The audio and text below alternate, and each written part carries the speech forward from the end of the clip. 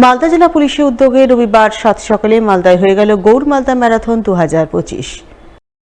ম্যারাথনের উদ্বোধন পর্বে মূল আকর্ষণ হিসাবে উপস্থিত থেকে সকলের নজর কাড়লেন টলিউড অভিনেত্রী শুভশ্রী গাঙ্গুলি।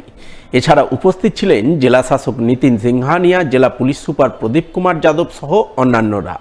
তাদের উপস্থিতিতেই এদিন মালদা পুলিশ লাইন ময়দান থেকে জেলা পুলিশের গৌড় মালদা ম্যারাথন 2025 শুরু হয়।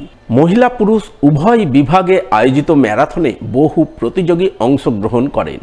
প্রতিযোগিতা শেষে সফল প্রতিযোগীদের হাতে ট্রফি সহ নগদ অর্থরাশির চেক তুলে দিয়ে পুরস্কৃত করেন জেলা পুলিশের আধিকারিকরা।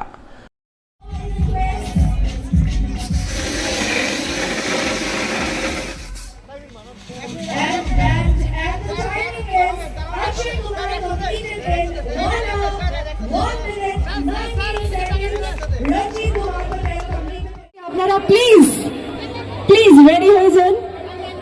আর প্লিজ আরেকবার বলছি, কেউ দৌড়াদৌড়ি করবেন না, একদম সুস্থভাবে ম্যারাথনটা স্টার্ট করবেন।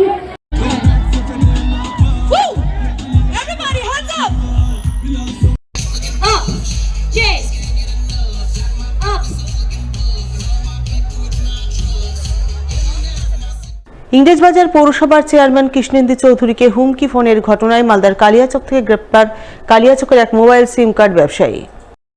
পুলিশ সূত্রে জানা গেছে, ধৃত ব্যবসায়ীর নাম ওয়াসিম আকরাম, বাড়ি কালিয়াচকের মসিমপুর এলাকায়। তার মোবাইলে সিম কার্ড বিক্রির দোকান রয়েছে সুজাপুর স্ট্যান্ডে। সেখানে গত 8 বছর ধরেই ব্যবসা করছে। প্রাথমিক তদন্তে পুলিশ জানতে পেরেছে, ইংরেজবাজার পৌরসভার চেয়ারম্যান কৃষ্ণেন্দু চৌধুরীকে হুমকি ফোন করার ঘটনায় ধৃত মূল চক্রী শাহাদাত শেখকে সে নাকি সিম কার্ড সাপ্লাই করেছিল। তাই পুলিশ তাকে এই ঘটনায় গ্রেপ্তার করেছে। উল্লেখ্য, গত শুক্রবার সকাল 10:30 নাগাদ ইংরেজবাজার পৌরসভার চেয়ারম্যান কৃষ্ণেন্দু চৌধুরীর মোবাইলে হুমকি ফোন আসে। ফোনের অপর প্রান্তে থাকা ব্যক্তি নিজেকে ডি কোম্পানির লোক এবং তার নাম প্রদীপ বলে পরিচয় দিয়ে ইংরেজবাজার পৌরসভার চেয়ারম্যানকে হুমকি ফোন করে। সে চেয়ারম্যানের কাছে 20 লক্ষ টাকা দাবি করে এবং দাবি মতো টাকা না পেলে চেয়ারম্যান সহ তার পরিবারের প্রাণনাশের হুমকি দেয় বলে অভিযোগ।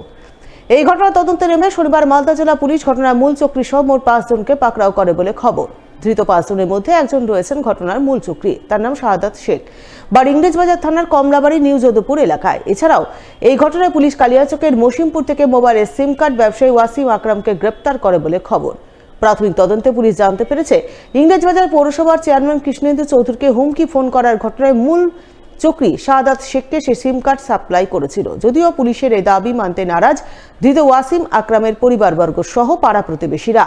তাদের বক্তব্য, ওয়াসিম খুব ভালো ছেলে, সে এই ধরনের কোনো কাজের সঙ্গে যুক্ত থাকতে পারে না। সে মোবাইলে সিম কার্ড বিক্রির ব্যবসা করে।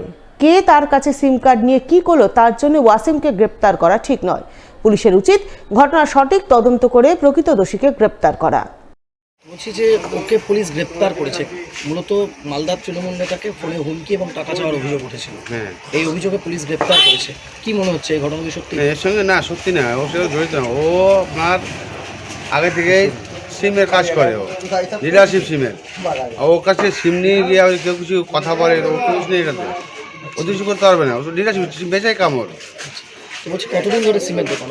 মোটামুটি ধরেন 8 বছর থেকে। কোথায় ব্যস্ত সিম?